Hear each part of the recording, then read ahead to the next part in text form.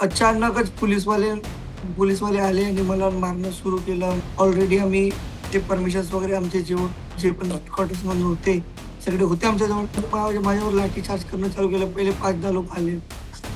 त्यांनी माझ्यावर लाठीचार्ज केला. मग त्यांचा मग म्हटलं लाठीचार्ज करून राहिले का? मी मनातल्या मनात विचार करून राहिलो, मी याच्यासोबत बोलू बी नाही शकलो. कारण की बोलू देतच नाही लोकं. हे फक्त मारायचंच काम करते. त्या फोर्समधल्या एका व्यक्तीने मला शिवीगाळी पण दिली. आणि मग मग म्हटलं की आता हे ह्या लेव्हलवर पोहोचले आहे की यांच्या पदाची यांच्यापाशी गरिमा नाही, आता हे लोक आपल्याला मारणारच आहे. मारूनच टाकणार. तर म्हणलं की मारो सर, मुझे मार डालो. कारण की अगर जर मी एक शांतीपूर्वक तरीकेने अगर जर मी आंदोलन करत आहो आणि मी तिथे फक्त उभा आहो, मी एका गाडीची वाट बघत आहो आणि त्यासाठी तुम्ही मला मारून राहिले, तर हे कितपत योग्य आहे? मग मीडिया वापस आपल्या जागेवर जात होती. त्याच्यानंतर 25 लाख लोक आले आणि मला मारायला लागले. बापरे. तेच लोक. जे आणि पोलीस होते. एक दिल्ली पोलीसची जे डीपीची जी महिला कर्मचारी होती, ते म्हणे ये मोठे को पकडो. ही भाषा आहे त्यांची, ये मोठे को पकडो इसको मारो. मी बावनकुळे साहेबासोबत पण होतो ना, तर त्या डिसेंबरपर्यंत, जानेवारी-फेब्रुवारीपर्यंत मी बीजेपीचं काम केलेलं. तर यांनी आतापर्यंत एक बयान नाही दिलेलं आहे की स्टुडंटबद्दल. अरे भाऊ, 28 पोरं तेव्हा मरण पावली. 20 तारखेला किती पोरं मरण पावली तुम्हाला माहिती आहे का आकडा? किती लोकं झुंजत आहे हॉस्पिटलमध्ये, ICU मध्ये सिरियस आहेत. किती लोकांचे डोकं फुटलेत. मला मला एक गोष्ट सांगा, यांची IB आम्हाला आतंकवादी घोषित करू शकते, यांचे इंटेलिजन्स ब्युरोज आम्हाला आतंकवादी घोषित करू शकते, तर यांना ट्रक आले, गिट्टे आल्या, रेती आली, यांना माहित नाही पडत का? तुम्हाला एक गोष्ट सांगा ना, सीधी गोष्ट आहे. आणि तुम्हाला एक गोष्ट सांगतो, आमच्याकडे असे क्लिप्स आहेत की यांना त्या एरियामध्ये ऑलरेडी फाटल्या गाड्या नाही का, हे पहिलेपासूनच प्लॅन करून ठेवल्या होत्या आणि त्या गाड्यामध्येही दगड होते. आम्ही हे सगळा व्हिडिओ बनवला होता, तरी पोलीसवाल्यांना ते पार्लमेंट हाऊस पाशी, म्हणजे पार्लमेंट स्ट्रीट पोलीस स्टेशन पाशी गाडी उभी आहे. कोणी जबाबदारी घेत नाहीये. म्हणजे पोलीसची जबाबदारी आहे का नाही आहे का? तुमच्या दगडाच्या गाड्या बी येऊन राहिल्या, तर तुम्ही पोलीस स्टेशन च्या समोरच आहे. जो पार्लमेंट स्ट्रीट पोलीस स्टेशन जो एवढा हायलाईट एरिया आहे, त्या हायलाईट एरियामध्ये गाड्या उभ्या अशा ट्रकत. मला एक दुसऱ्या दगडाच्या, ते पोलीसवाल्याला खबर नाही आहे का? आणि एक मुलगी एका बाईच्या कड्यावर होती, छोटीशी चिमुकली 6 महिन्याची. तिला धक्का देऊन तिच्यावरही हल्ला केला. तर मुलगी खालच्या बाजूने पडून गेली होती, ती महिला बाजूने पडून गेली होती. म्हणजे यांनी लहान पोरांनाही नाही सोडलं. तुम्हाला सांगतो, सहसा 8-10 वर्षाची पण पोरं होते आमच्या प्रोटेस्टमध्ये. त्याचं काही खरं नाहीये. मम्मी म्हटलं, तू हे सोच. म्हटलं,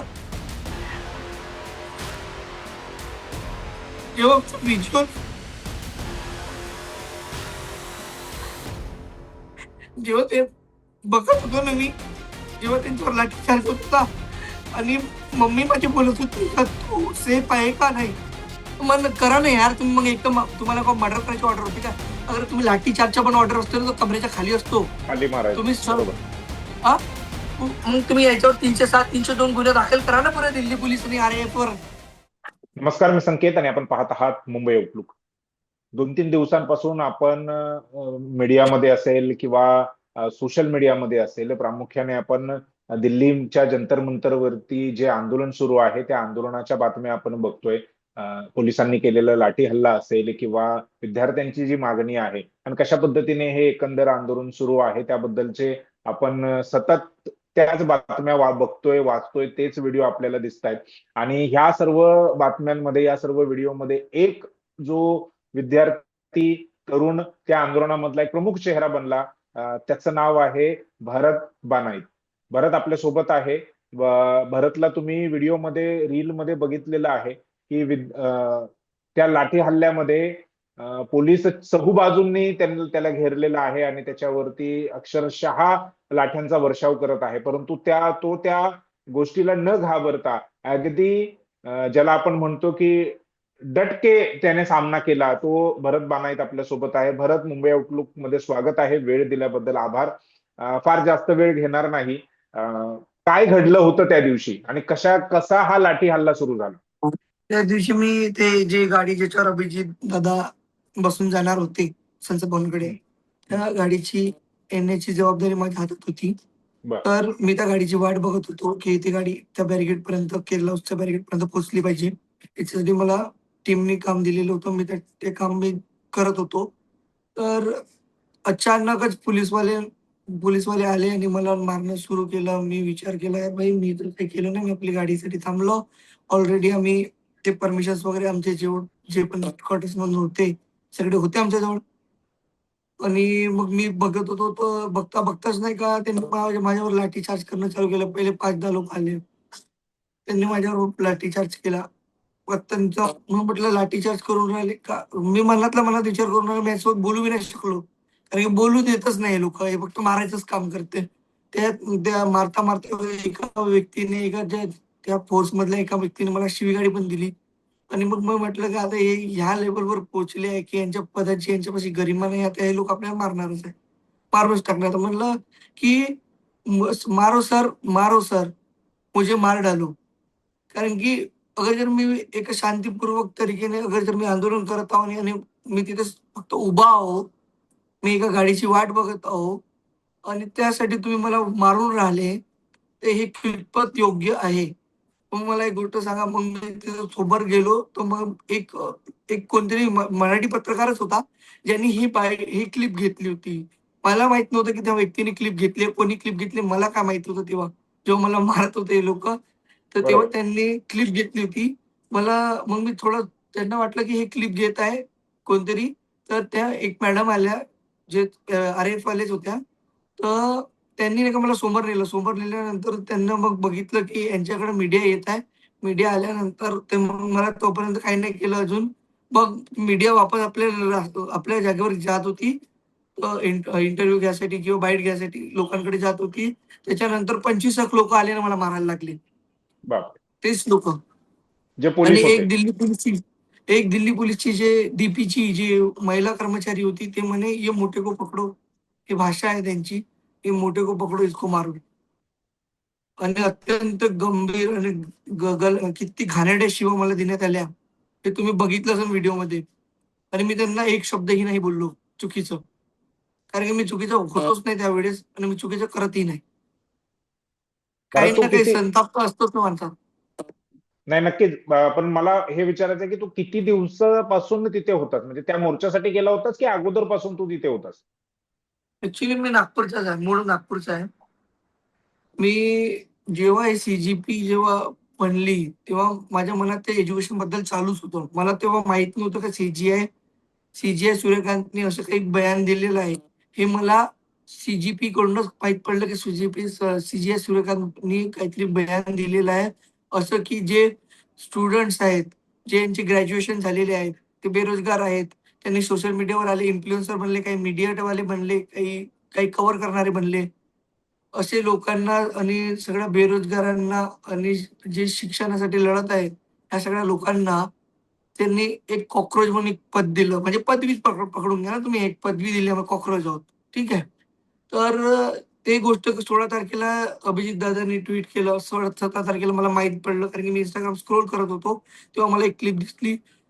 अगर सीजीआई सूर्यकांत जी को आप अगर सूर्यकांत जी से आप अगर वाकिफ नहीं हो, तो सुन लीजिए उन्होंने क्या कहा. अशा-अशा काहीतरी गोष्टी चालू होत्या. तेव्हा मी पहिला म्हणजे त्यांनी पेज पण त्याच दिवशी बनवला होता वाटते. तर मी बरं, 300 का 200 लोकं होते, तेव्हा मी त्यांना फॉलो केलं होतं. तर बरं. त्याच्यानंतर तुम्हाला सहसा सांगतो तुम्हाला, की माझे मग मी त्याच्यानंतर 17 मेच्या नंतर मी डायरेक्ट 19-20 मेला संबलपूर गेलो होतो. जिथे धर्मेंद्र प्रधानची लोकसभा क्षेत्र आहे. मी तिथे हं, गेलो होतो, त्यांच्या घराकडे गेलो होतो, ते घरी नव्हते. मग तिथून मी बरं, समोर गेलो, जगन्नाथपुरी गेलो. जगन्नाथपुरीवरनं गेलो, मग तिथे व्हिडिओ बनवला होता मी. पण तो व्हिडिओ काही कारणास्तव अपलोड नाही झाला. तो बरं. आताही व्हिडिओ माझ्या मोबाईलमध्ये आहे. तो कोणीही विचारेल तर मी दाखवू शकतो तो व्हिडिओ. मी मग त्याच्यामुळे काय व्हिडिओ वापस बनवला येताना होता जगन्नाथपूरच्या इथून? की हेच की हे जे एज्युकेशनसाठी आपण लढत आहोत आणि आणि हल्ली-हल्लीमध्ये नीट एक्झाम पण लीक झालेली होती तेव्हा. हं, हं. तर त्यामुळे नाही का काय झालं की म संताप तर होता कारण की एज्युकेशनबद्दल मी खूप बोलतो. कारण मी बावनकुळे साहेबांसोबत पण होतो ना, तर त्या डिसेंबरपर्यंत, जानेवारी-फेब्रुवारीपर्यंत मी बी-जे-पीचं काम केलेलं आहे. बरं, तर तुम्हाला एक गोष्ट सांगतो, की मी एज्युकेशनबद्दल मी नगरपंचायत सोबत बोललेलो होतो. नगरपंचायत प्रतिनिधी आमचे जे प्रतिनिधी आहेत, सगळ्यांसोबत बोललो होतो, की आपल्या गावात, आपल्या नगरपंचायतमध्ये कुठल्याच प्रकारची चांगली शिक्षण व्यवस्था आहे नाही. आणि जे पोरं आपल्या एरिया वाढत आहे, तर आपल्याला पोरांना 1.5-2 लाख रुपयाची फीस भरावे लागतं. 15-20 हजार रुपये पगार लोकांचा आहे. बरोबर. त्यांना कुठं आपल्या पोरांना टाकावं, आपल्या आई-वडिलांना सांभाळावं, त्यांच्या बिमाऱ्या सांभाळावं, स्वतःला सांभाळावं का पोरांना सांभाळावं? म्हटलं यार, की बन्यान बन्यान लोकं 4-4 वर्ष, 3-3 वर्ष घालते म्हटलं. गड्डे होऊन जाते, भुकं होऊन जातात म्हटलं. तरी बिचारे घालून राहिले म्हटलं. त्यांची परिस्थिती बहुत खराब आहे. पण मला त्या गोष्टीसाठी कुठलाच प्रतिसाद भेटला नाही. फक्त मी 2-3 महिने ते मला चुप्पी, चुप्पी म्हणून होते. मग त्याच्यानंतर जे घडत गेलं, की मला मला वाटलं, की एज्युकेशनसाठी काहीतरी करावं, करावं म्हणून. तर तेवढ्यात हा मुद्दा आला सी-जी-पीचा. तेव्हा मग मी म्हटलं, "यार, ते बंदा जो आहे पार्टी घेऊन ती असली तरी चालते, आपल्याला काही विषय नाही. पण मुद्दाम असायला पाहिजे." मी म्हणलं भारतीय जनता पार्टीचा मी मेंबर होतो आणि मग त्यानंतर काय झालं, की नाही, मी थांबवतो इथे तुला. बीजेपीचं अ, किती वर्ष, किती महिने काय काम केलंयस तू? हे मागच्या लोकसभा जी होती ना, दोन मागच्या हजार चोवीस ला. लोकसभेपासून वगैरे आणि माझी जी टीम होती सगळ्यात वेळात बेसायची नगरपंचायत झाली. हे 2-3 महिने अगर जर कोणाला करायचं असेल ना, तर ते तात्परतीने करते. यार तू सगळं विचारपूस करते. मी बावनकुळे साहेबांसोबत बोलतो किंवा XYZ आपण मीटिंग करू, ते करू. या सगळ्या गोष्टी होते. पण हे नाही झालं. त्यानंतर हे गोष्ट जूनपर्यंत पोहोचली आणि मेपर्यंत पोहोचली. मग मी म्हटलं संबलपूर गेलो होतो मी.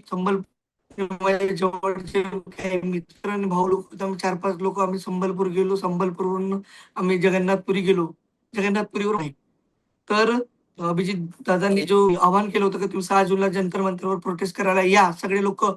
तर मी इंडिव्हिज्युअली मी इथून नागपूरवरून तेव्हा गेलो होतो आणि तेव्हा आम्ही सी नागपूर म्हणून पेज पण बनवला. मित्र आमची टीम आहे. आम्ही पेज बनवला होता. 6 जूनला जेव्हा जंतर मंतरवर आंदोलन होत होतं, तेव्हा अल्टरनेटिव्ह आंदोलन नागपूरलाही होत होतं. पहिलं आंदोलन जे शहरात झालं. ते हम्म. अल्टरनेटिव्ह त्याच दिवशी. मग बर. त्यानंतर 16 जूनलाही आम्ही नागपूरमध्ये आंदोलन केलं.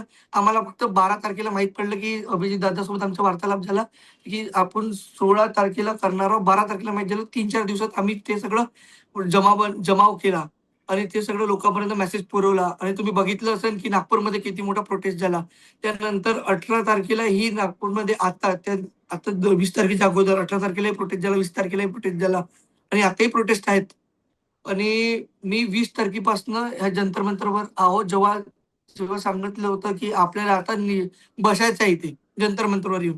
तेव्हापासून आम्ही आम्ही टीम मेंबर्स आलेलो होतो आणि आमचे टीम मेंबर्स येत गेले, येत गेले. आमचे पुष्कळचे टीम मेंबर्स इथे आहेत.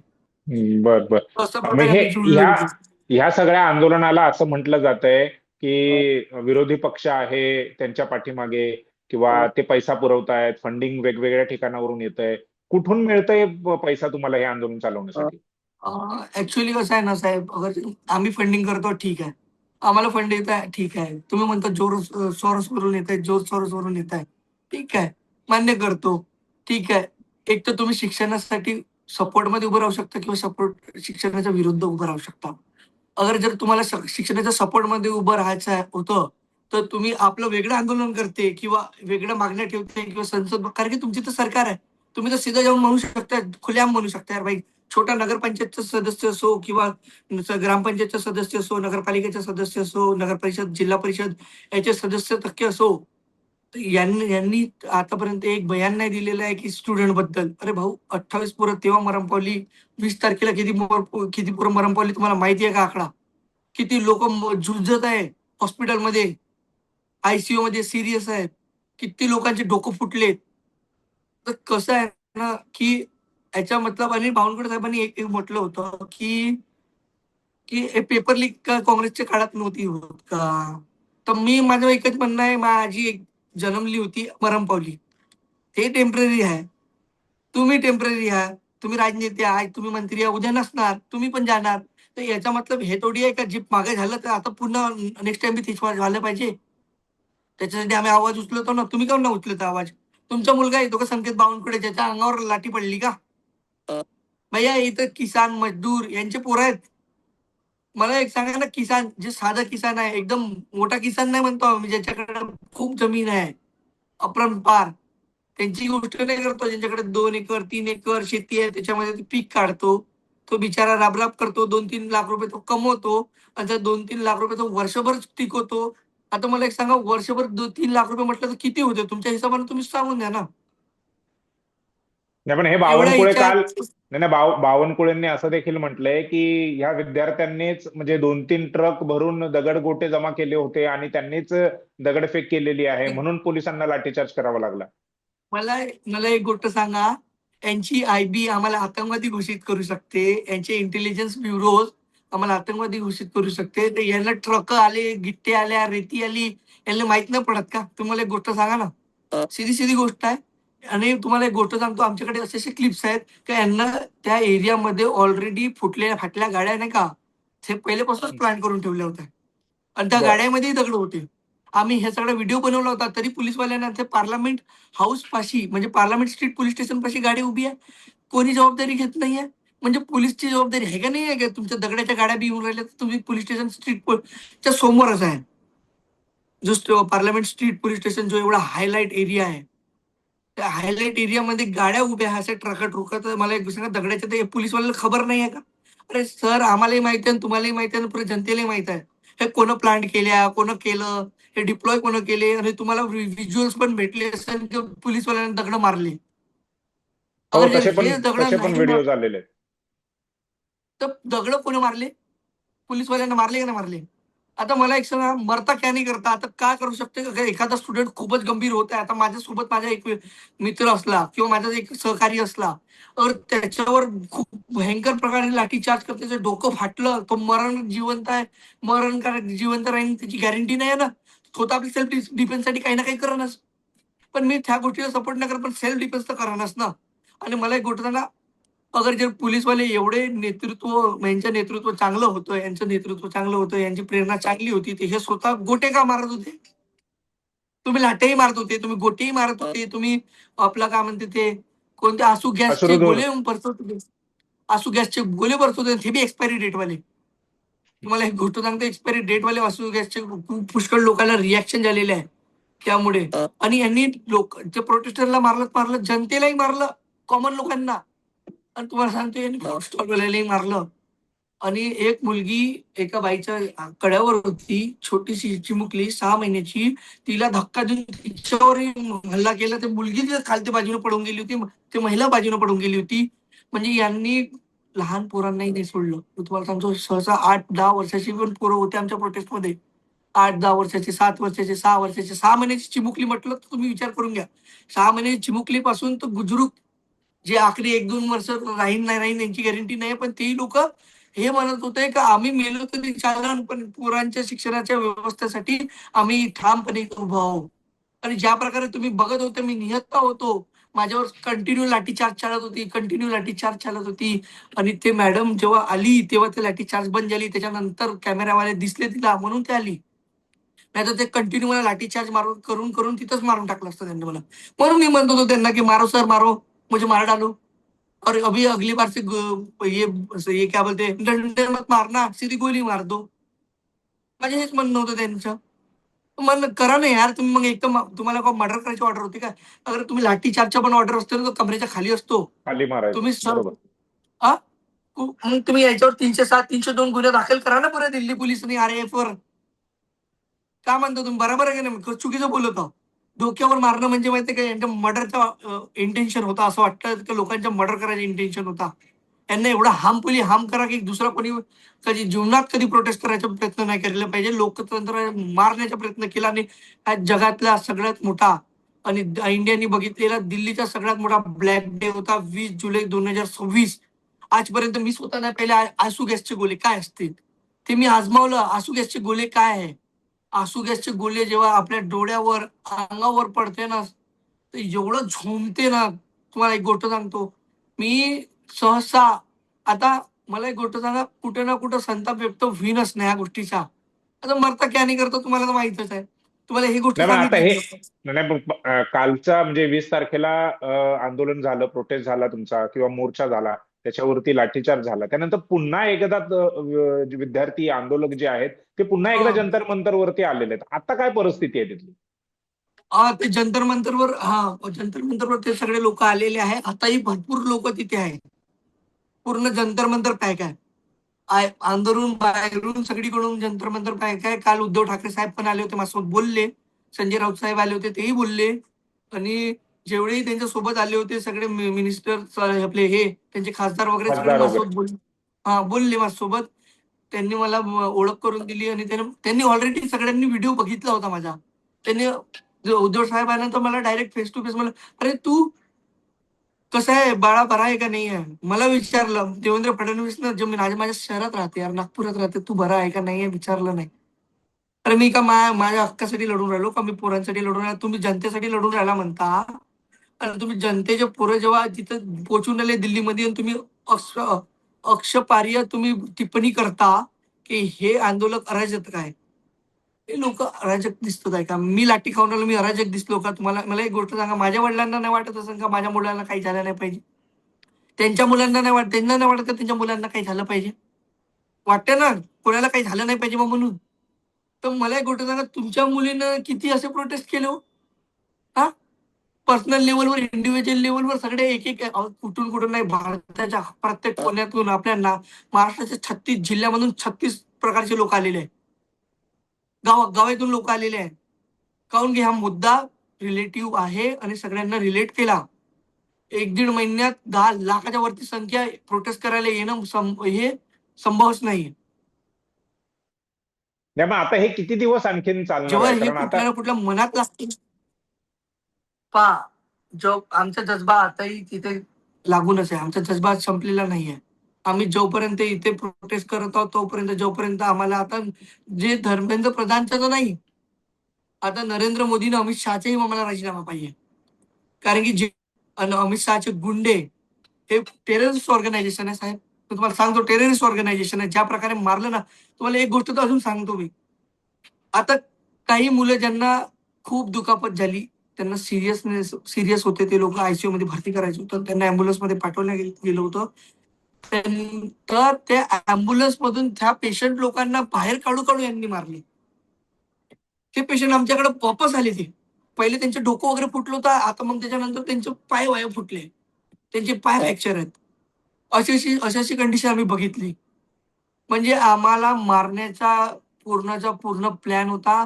आमचे सगळे जे प्रोटेस्टर होते त्यांच्यामध्ये काय म्हणते आपला भ्रम पसरवण्याचा, की की तुम्ही अगर जर आता प्रोटेस्ट करत राहाल तर तुम्हाला तुम्हाला असंच ट्रीटमेंट करण्यात येईल, आणि तुम्ही कधीही कोणत्याही लोकतंत्रामध्ये, हे लोकतंत्र काही वाचले नाही, तुम्ही प्रोटेस्ट करण्याची तुमची हे ठेवणार नाही, तर तुम्ही कुठेही ठाम आपलं उभं राहू शकत नाही. ह्या प्रकारे त्यांनी हा मेसेज दिलाय. पण ज्या प्रकारे पुऱ्या लोकांनी जे इंडियामध्ये जो त्या व्यक्तीने जो मला व्हिडिओ बनवला ना, त्या भावाला सल्यूट आहे. तर त्याने ते दाखवलं लोकांना. मला सुद्धा नाही माहित होतं. मला माझ्या घरून जेव्हा फोन आला ना, त्याच्या अर्धा 1 घंट्यानंतर जे प्रकरण माझ्यासोबत घडलं, त्याच्या अर्धा 1 घंट्यानंतर मला घरून फोन आला मम्मीचा. मम्मी म्हणे, "तुला मारलं का?" म्हणे. मी म्हणलं, "मम्मी नाही." "काहून?" तर नाही म्हणे, "मला व्हिडिओज दिसले." म्हणे. "मम्मी नाही, असं काही नाही." म्हटलं. "ते पोलिसवाल्यांना फक्त असं टच केलं." म्हटलं. "ते काय मारत-उरत नाही." म्हणलं जास्त. "ते टच केलं." म्हणलं. "नाही," म्हणे, "तुझं दिसलं." म्हणे, "तुला डोक्यावर किती जोरात-जोरात मारलं." म्हणे. "यांनी लाठ्या मारल्या." म्हणे डोक्यावर, अंगपायावर. मम्मी म्हणलं, "आता करू का शकतो? आपण लढाई लढायसाठी आलेलो आहोत. मी इथे मी इथे लढाई लढायसाठी आलेलो आहो, आणि ज्या लढाईसाठी सगळे संपूर्ण मीच नाही आहो एकटा, कितीतरी लोक इथे शहीद होऊन जाईन, त्याचं काही खरं नाहीये मम्मी." म्हटलं, "तू हे हेच सोच." म्हटलं. जेव्हा व्हिज्युअल्स जेव्हा ते बघत होतो ना मी, जेव्हा त्यांच्यावर लाठीचार्ज होत होता, आणि मम्मी माझी बोलत होती का तू सेफ आहे का नाही, तेव्हा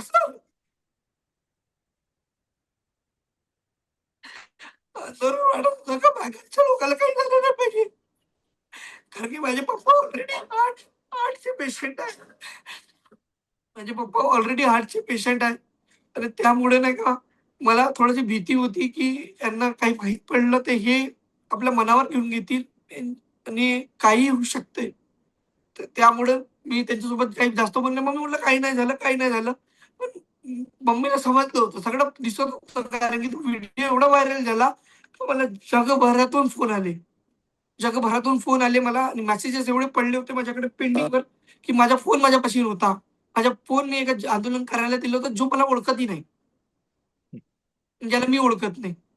पण विश्वासाने दिला होता कारण की तिथं मला माहिती नाही का कोणत्या विश्वासाने मी त्या व्यक्तीला मोबाईल दिला होता. जेव्हा माझ्यावर लाठीचार्ज झाला होता, तर मी म्हटलं, "ये मोबाईल लेके चले जा. ये मोबाईल रहेगा तो मैं सबसे कॉन्टैक्ट कर पाऊँगा. ये आंदोलन को मैं आगे ले चलूँगा." तर म्हणून त्याला मोबाईल देऊन दिला. मी म्हटलं, "तू मोबाईल लेके निकल जा. बाकी मैं देखता हूँ." तर मला माहीत नव्हतं तो व्यक्ती कोण आहे, चोर आहे, काय आहे? पण तो व्यक्ती एवढा इमानदार होता, तो प्रोटेस्टर. कारण की ते जेवढेही प्रोटेस्टर आले होते, भाऊ मी तुम्हाला सांगतो सॅल्यूट आहे त्यांना. सगळे मन लावून आले होते तिथे प्रोटेस्ट करायला. सगळे चुपचाप बसले होते आणि तो मोबाईल मला त्याने स्वतः फोन केला 2 घंट्यानंतर, "भाऊ तुझा मोबाईल घेऊन जा." मोबाईल लेके जाओ बोले, "भैया मेरे पास रखा है आपका फ़ोन." कारण की माझे कंटिन्यू माझ्या घरच्या लोकांचे फोन येत होते ना आणि इकडले-तिकडले फोन येत होते त्यांना. तर मी त्याला माझ्या नंबरवर फोन केला होता. तेव्हा त्यांनी काही लागला नव्हता. पण त्यांनी मग अचानक मला कॉल केला. त्याच नंबरवर जो पहिला नंबर त्याला दिसला, की माझा फोन हातात आल्यानंतर जो पहिला फोन होता, तो त्यांनी लावला मला आणि मग मी 2 घंट्यानंतर मला तो मोबाईल मिळाला. म्हणजे इतका प्रकारे म्हणजे इतकं इनोसेंट लोकं होते. सर, तुम्हाला एक गोष्ट सांगतो, इतके इनोसेंट लोकं होते, की त्या इनोसेंट लोकांवर जेव्हा माझ्या सहकाऱ्यांवर लाठी चाडली ना, जेव्हा डोकं फाटलं त्यांचं, तिथे गळे चिरले. काही मुलींवर त्या पोलिसवाल्यांनी जे लाठीचार्ज केला, ज्या प्रकारे मेल पोलिसवाले त्यांच्या बॉडीच्या कोणत्या पार्टवर त्यांनी नाही का लाथा मारल्या, आता मी तुम्हाला सांगू नाही शकत. इतकी घाण व्यवस्था, कुठे-कुठे त्यांनी लाठ्या नाही मारल्या, कुठे-कुठे नाही लाठ्या घुसवल्या. आता तुम्हाला ते व्हिज्युअल्स पण दिसत असेल. ते पोलिसवाले स्वतः दिसत आहे त्या कॅमेऱ्यामध्ये, ते कुठे-कुठे लाट्या टाकून राहिले. आणि मी तुम्हाला एक गोष्ट सांगतो, की ते जे मुलगी होती ना माझ्यासोबत एक, त्या मुलीचा कपडे फाडले त्यांनी. कपडे, लिटरली कपडे फाडले. तिला पोलिस स्टेशनमध्ये अंदर नेलं, डिटेन करून तिला तिथे मारलं. आणि काही पोलिसवाले म्हणजे पोलिसवाले होय का का होय माहीत नाही कोण आहे तर. त्यांचे नेम प्लेट निघालेले होते. त्यांच्या तोंडावर मास्क लागलेलं होतं. त्यांच्या तोंडावर रुमाली-उमाली होत्या आणि यांच्या दाढ्या-गिड्या, केसं-गिसं असे जसे काही गुंडे-गांडे आहे अशासारखे वाढलेले होते. कानात बाल्या, हातावर टॅटू अन् दुसरी गोष्ट म्हणजे त्यांचे वर्दीत वर्दीत नव्हते काही काही लोकं जे पोलिसवाले स्वतःला म्हणत होते की वर्दीत. कितीतरी लोकं तेच होते जे लाठ्या घेऊन होते, वर्दीत नव्हते, चप्पल घालून होते. त्यांच्या दाढ्या वाढल्या होत्या. त्यांना म्हणजे हे टॅटू-विटू होते, ते चिरे मारे होते. असे लोकं होते सर. मी तुम्हाला सांगतो हे पोलिसवाले नव्हते. त्यांच्यासोबत पोलिसवाल्यांसोबत आर-एस-एस वाले, बी-जे-पी वाले आणि ए-बी-व्ही-पी वाले आणि हे असे संघटना जे ह्या प्रोटेस्टला सक्सेसफुल होऊ द्यायचा प्रयत्न नाही आहे यांचा. ते सगळे लोकांनी ह्या सगळ्या प्रोटेस्टला खराब करण्याचा प्रयत्न केला. अगर जर चाहू तर नक्कीच. आम्ही एका घंट्यात आम्ही संसद भवन पोहोचू शकत होतो. नरेंद्र मोदीच्या बाजूला बसू शकत होतो. पण आम्ही तो केलाच नाही आम्ही. व्हायलन्स केलाच नाही आम्ही. लिटरली तुम्हाला सांगतो. आम्ही पीसफुलच बसलो होतो आणि तुम्ही आखरीपर्यंत बघू शकता की आम्ही पीसफुलच बसलो होतो. नाही, नक्कीच. ह्या संपूर्ण 1 महिन्यापासून जे आंदोलन सुरू आहे ते शांततेमध्येच सुरू होतं. पोलिसांनी सोनम वांगचुक यांना ज्या पद्धतीने तिथून उचललं, त्यानंतर हे आंदोलन चिघळायला खऱ्या अर्थाने सुरुवात झाली. तीव्र झालं. अ, तीव्र झालं, पोलिसांनी लाठीचार्ज केला, त्यानंतर हे आंदोलन चिघळलं. मला एक शेवटचा प्रश्न तुला विचारायचा आहे. गेली 2-2.5 वर्ष म्हणजे 2024च्या लोकसभा निवडणुकीपासून तू बीजेपीचं काम करतोयस. 2-2.5 वर्ष झाली तू बीजेपी चा सक्रियपणे प्रचार केलेला आहे. अगदी बावनकुळे यांना मंत्रिमंडळामध्ये पोहोचवण्यासाठी देखील तू काम केलंस असं तू सांगितलंस. जे बीजेपीचे आत्ता फॉलोअर्स आहेत, जे आता कार्यकर्ते आहेत, त्यांना काय मेसेज देऊ इच्छितो तू? अरे, तुम्ही शर्माचे धनी आहात. तुम्ही जर आज पोरांसाठी उभे नाही होऊ शकत, तर समाजात तुमची इज्जत काहीच नाहीये. माझ्या नजरेत नाहीये. कारण की बघा, सत्तेचा किंवा पदाचं आमिष ठेवू नका. हे पद किती येईल, तुम्ही कोणत्या पक्षाचे बांधलेले नाही आहात, तुम्ही समजा. हा पक्ष तुम्हाला बनवून ठेवत नाही. तुम्ही तुमच्यासाठी स्वतः इंडिव्हिज्युअल लेव्हलवर बनू शकता. जर तुम्ही जनतेचा मुद्दा स्वतः खऱ्या लेव्हलवर उचलाल ना, तर तुम्हाला पक्षाची गरज नाही लागणार. तुम्हीच एक पक्ष होऊन जाल. तर तुम्ही अगर उभे झाले, तर तुमच्या मागे पक्ष उभं होऊन जाईल. अशा प्रकारची मानसिकता ठेवली पाहिजे कुठल्याही पक्षाची महामंत्रीपद, गल्ली-गल्लीमध्ये महामंत्रीपद वाटून ठेवले यांनी. गल्ली-गल्ली महामंत्रीपद, गल्ली-गल्ली अध्यक्षपद. अरे हे काय आहे? हे 2 घराचे अध्यक्ष, 3 घराचे महामंत्री. अरे एका एरियामध्ये एवढे महामंत्री? याला मुख्यमंत्री बनवा ना, महामंत्री कायला बनवता? 50-60 महामंत्री बनवा, 50-60 मुख्यमंत्री बनवा. आणि तुम्ही उपमुख्यमंत्री म्हणून असं घोषितच केलं 2-4 मुख्यमंत्री, 2 मुख्यमंत्री पाहता, उपमुख्यमंत्री पाहता जाऊ आपण. आणि मला एक गोष्ट सांगा, यांच्याकडे होम मिनिस्ट्री आहे देवेंद्र फडणवीस साहेबाकडे. किती क्राईम कंट्रोल केला नागपुरात? कॅपिटल होत आहे नागपूर क्राईममध्ये.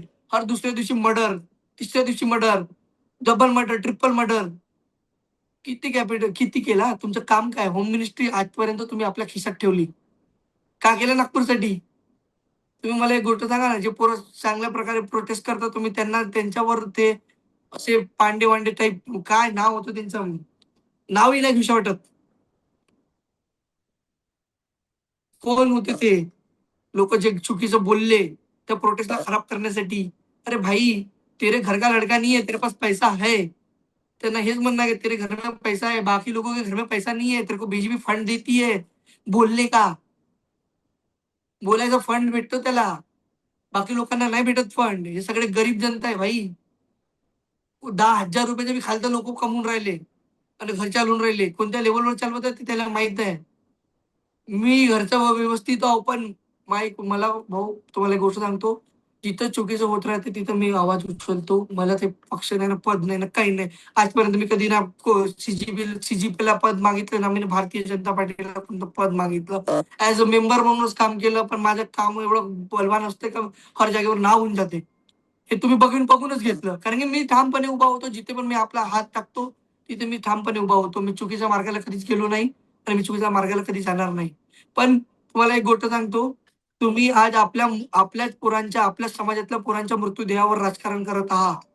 ह्या सगळ्या समाजातल्या लोकांना हे सांगणं आहे, की हे जे प्रतिनिधी आहे नगरपंचायतचे, सरपंच, ग्रामपंचायत सदस्य, नगरपालिका सदस्य, नगर परिषद, जिल्हा परिषद सदस्य, अध्यक्ष, तर सगळ्यांना मला एक सांगणं आहे, की ह्यांच्या मागे धावू नका. तुम्ही यांची चाटू नका, यांच्या विधायकांची चाटू नका. हे साला का होतं माहिती आहे का तुम्हाला? हे विधायकाची चाटते, तो बावनकुळे साहेब, फडणवीस साहेबांची. काय हे? काय लावून ठेवलंय? फडणवीस साहेब, नरेंद्र मोदी, अमित शहा साहेबांची. अबे इंडिव्हिज्युअल काय आहे तुमचं? तुम्ही एकामेकाचीच आहे ना? इंडिव्हिज्युअल उभा व्हा. चुकीच्या मार्गाला तुम्ही समोर घेऊन नको जाऊ द्या. चुकीच्या मार्गे तुम्ही जात आहात. तुम्ही शिक्षणाच्या विरुद्ध जात आहात.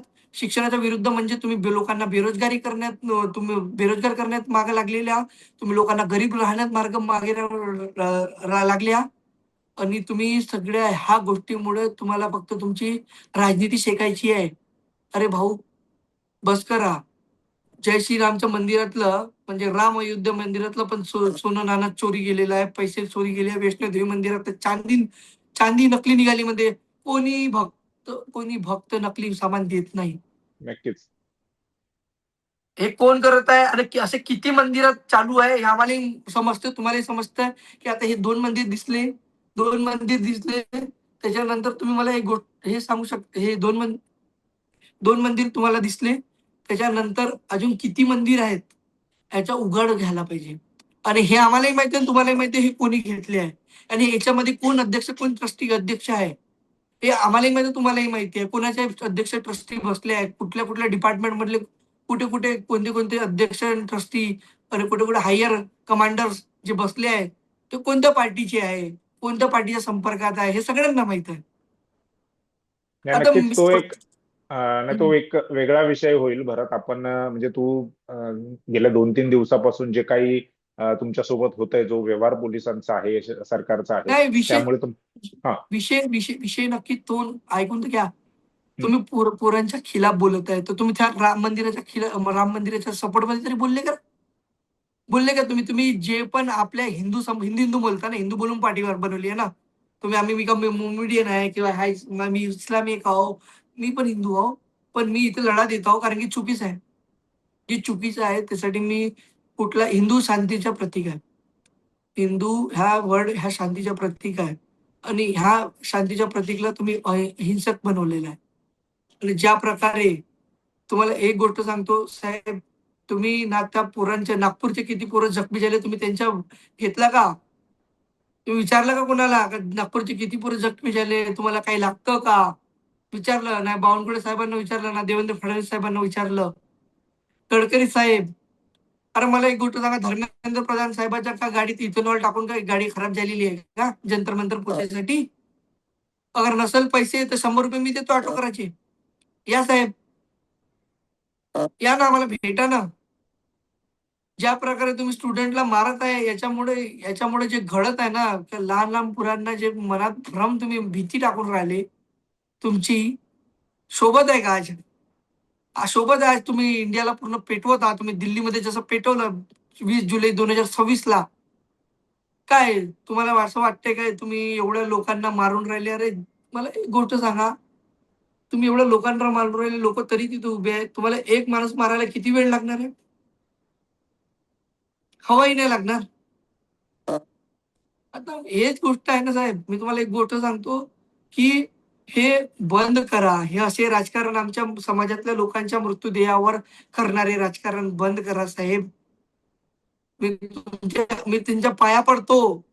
मी हात जोडतो. मला अक्षरशः राग येतो, कारण की ह्या गोष्टीच्या जेव्हाही मी Instagram आता स्क्रॉल करतो, 2 दिवसापासून मी बघितलं नव्हतं.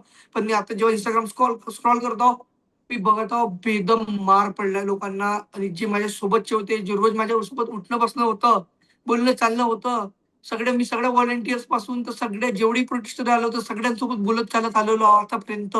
31-32 दिवस झालेले आहे. मी सगळ्या प्रोटेस्टर लोकांसोबत बोलत चालत आलो. माझी एक अलग बॉन्डिंग बनलेली होती सगळ्यांसोबत, की भैय्या, ते सगळे मला भैय्या, दादा दादाच म्हणणे. कारण की महाराष्ट्रात आपल्याला दादा दादाच म्हणते, भाऊ दादा भाऊ. सगळे मला भाऊ भाऊ दादा दादा बोलते, बहुत प्रेमानं. आणि आम्ही सगळ्या गोष्टी करतो. आमचे थोडे तर्क वितर्कच्या गोष्टी होतात, ह्या सगळ्या गोष्टी. आणि तिथे मी सांगतो, जिथे जेवढे लोक आले आहेत ना, फाटली चप्पल घालून लोक आले, फाटली चप्पल फाटलं शर्ट घालून लोक आले, दोन जोडी कपडे घेऊन 30 दिवस आलेले आहेत, 30 ते 32 दिवस झालेले आहे. ह्या सरकारमध्ये जर कोणा असेल ना, मायका लाल बसून दाखवा, त्याच्या त्याच्या डिबेटवर किंवा त्यांच्यासोबत डिबेट करून दाखवा. असे असे पोरं आहेत की तुम्हाला नाही का बिना कपड्याच्या नागडा करून दाखवा. बिना नाही, कपडे नक्कीच काढता नक्कीच नागडा करून दाखवा. सगळे सुशिक्षित आणि शिकलेले विद्यार्थी त्या या प्रोटेस्टमध्ये आहेत.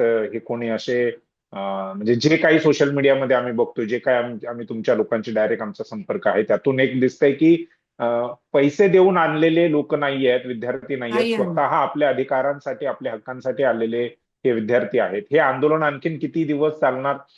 सरकार त्यावर तोडगा काढणार की नाही काढणार? प्रधानमंत्र्यांनी काल जरी आता म्हटलेलं असलं. आता हे हा. आंदोलन आम्ही अजून, आता हे आंदोलन तुम्हाला एक गोष्ट तर सांगण्यात राहिलं.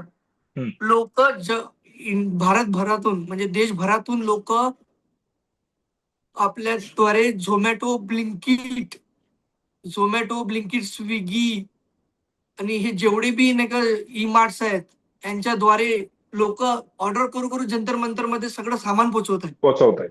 तुम्ही ऐकलं असेल ही गोष्ट, आम्ही स्वतः नक्कीच. बघितलंय. आता मी जेव्हा इकडे आलो रूमवर, मी 50 गाड्या ज्या झोमॅटो स्विगीच्या आलेल्या होत्या, त्या गाड्यातलं सामान मी लोकांकडे पोहोचवलं, कारण की मी इकडे येत होतो. पण जंतर मंतर जे लोक जात होते त्यांना मी हँड ओव्हर केलं, की हे जे लोकांना लागेल, तुम्हाला लागेल, तुम्ही खा, सगळे घ्या. इतके इतके फूड्स लोक देऊन राहिले, कारण की नाही, लोकांना नक्कीच माहिती. या आंदोलनामध्ये प्रत्यक्ष सहभाग नोंदवून लोक समर्थन करतच आहेत. परंतु ज्या लोकांना अशा पद्धतीने प्रत्यक्ष तिथे येता येत नाहीये, सहभागी होता येत नाहीये, ते दुसऱ्या मार्गाने या आंदोलनाचं समर्थन करतायत आणि आंदोलनकर्त्यांना आणखीन बळ देण्याचं काम जे आहे ते करतायत. आता विरोधी पक्ष आर्टिकल देखील आर्टिकल 32चा उपयोग करून आर्टिकल 32चा उपयोग करून जे लोक तिथं पोहोचत नाही ते पिटिशन फाईल करत आहे सगळीकडे. आणि ते लोक आपल्या प्रकारे ते व्हिडिओ बनवत आहेत, ज्यांना जसं जसं वाटत आहे की जे जे घडत आहे हे चुकीचं आहे, त्या प्रकारे लोक व्हिडिओ बनवत आहे आणि सगळीकडे पसरवत आहे की हे लोकांना गलत मार्गावर घेऊन चाललेले आहे, देशाला गलत मार्गावर घेऊन चाललेले आहे. हे जे सरकार आहे ते गलत मार्गावर घेऊन चाललेली आहे. असं सरकार, हे हिटलर, जनरल डायर याच्या प्रेरणास्त्रोत सरकार आहे का? हे आज प्रश्नचिन्ह बनलेलं आहे. कारण की ज्या प्रकारे स्टुडंटवर लाठीचार्ज झालेला आहे, लहान लहान पोरांवर लाठीचार्ज झालेला आहे, तर हे तर एक खालच्या दर्जाचं राजकारण झालेलं आहे. स्टुडंट्स यांच्यावर कुठल्याच प्रकारचा हल्ला केला नाही कोणी. जे कर्मचारी होते ना, पोलीस कर्मचारी, कोणीही हल्ला केला नाही. पण मरता क्या नाही करता जे आखरीमध्ये झालं असन ते घडलं असन, ते आखरीची गोष्ट असन. नाही, पण नक्कीच पोलिसांनी सुरुवात केली असंच सर्व सर्व चित्र आहे. आणि आता ह्यातून तोडगा कसा निघणार हे आता पाहणं महत्वाचं आहे. तुर्तास आपण इथेच थांबतोय. भारत मुंबई आउटलुकला वेळ दिलात आणि सविस्तरपणे ह्या सगळ्या गोष्टी ज्या काही आम्हाला तिथे अनुभवता नाही आल्या त्या तुझ्या शब्दरूपाने आम्ही त्या अनुभवलेल्या आहेत. तो अनुभव तू आम्हाला दिलास त्याबद्दल तुझा आभार, धन्यवाद. आणि ह्या आंदोलनाच्या संदर्भातल्या अपडेट्स ज्या आहेत त्या तुझ्याकडून नक्कीच आम्ही घेत राहू. पुन्हा वेळ देशील अशी अपेक्षा आहे. तुर्तास इथेच थांबूयात. धन्यवाद.